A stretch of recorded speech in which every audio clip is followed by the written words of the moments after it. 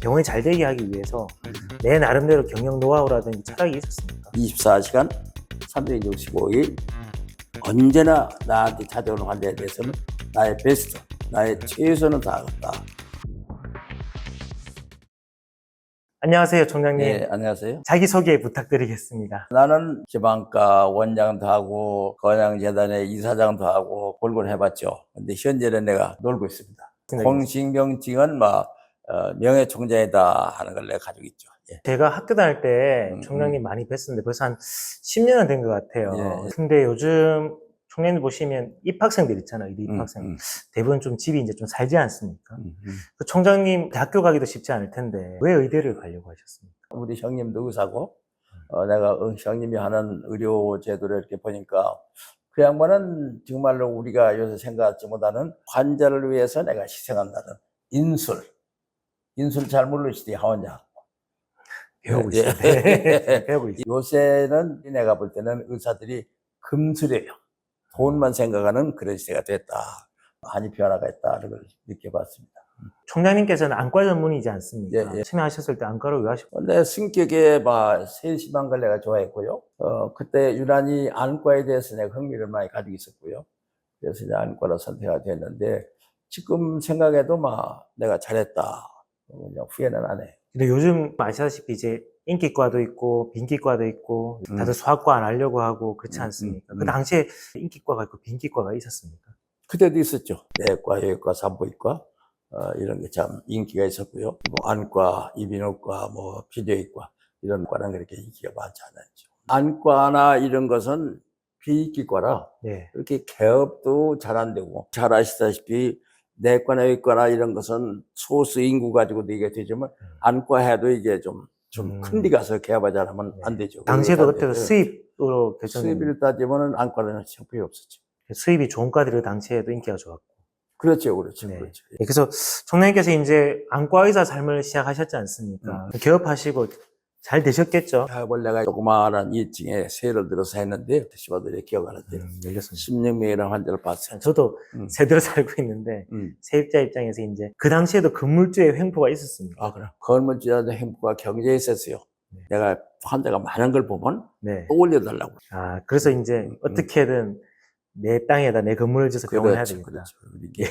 저도 많이 느끼고 있습니다. 당시에 병원을 운영했을 때 의원부터 해서 총장님 혼자 다 결정하고 다 해야 되지 않습니까? 병원이 잘 되게 하기 위해서 내 나름대로 경영 노하우라든지 철학이 있었습니까? 그때도 내가 생각한 게 의사는 돈에 욕심을 부려서는 안 된다.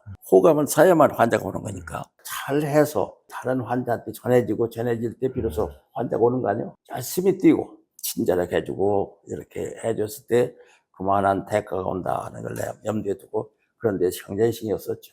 그럼 총장님만의 그런 인기를 끌 수 있는 노하우나 구체적인 방법이 있었을까요? 환자를 볼 때. 지금도 그런 얘기를 우리 직원들한테 합니다만은 24시간 365일 내 환자를 보고 있다. 그런 마음을 가지고 했어요. 24시간 365일 언제나 나한테 찾아오는 환자에 대해서는 나의 베스트, 나의 최선을 다하겠다. 그런 신조를 가지고 하기에 오늘날에 내가 이런 성과를 가져오지 않았나. 그런 걸 내가 많이 느껴봐요.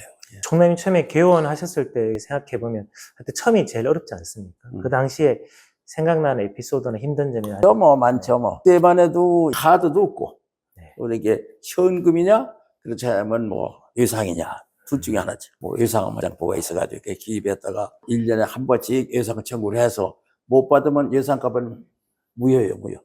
내년에 또 달라고 하면 안 되는 거예요. 그런 시대에 살았기 때문에.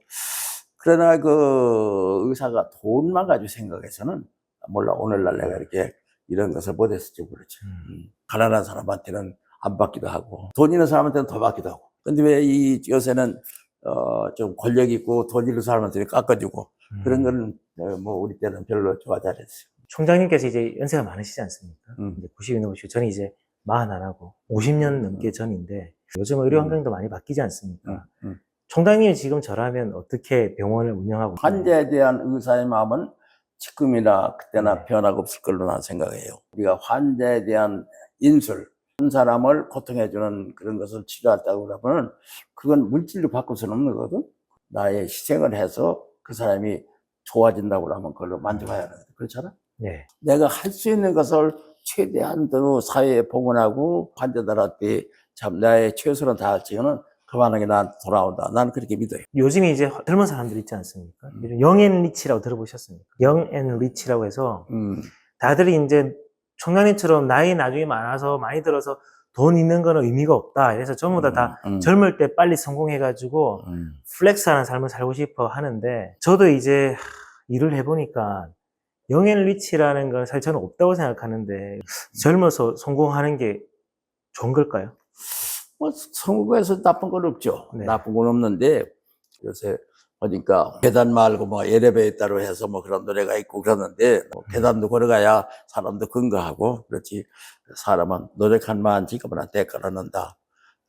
이왕 가려면 빨리 가려고 하지 말고 돌아가자 하는 말이 이게 뭔가 아닌가. 저희 같이 일하는 친구들이랑 얘기를 했는데 요즘 응급실도 다들 안 하려고 하고 행정가 기피하지 않습니까? 환자들은 이제 돌아가고 고생 많이 하지 않습니까? 그래서 지역에 봉사하는 병원을 짓고 싶은데 병원이 어쨌든 더 커지고 영향력을 커질수록 더 봉사할 기회가 많지 않겠습니까? 총장님 생각하실 때 이제 의사로서의 삶도 있고 그냥 일반 인생의 삶이 있지 않겠습니까? 나도 좀 후회하는 점이 있어요. 환자 위주의 생활을 하다 보니까 네. 내가 내 가족한테 소홀했고 네. 내 아들들한테 소홀했고 그런 걸 좀 후회가 돼요.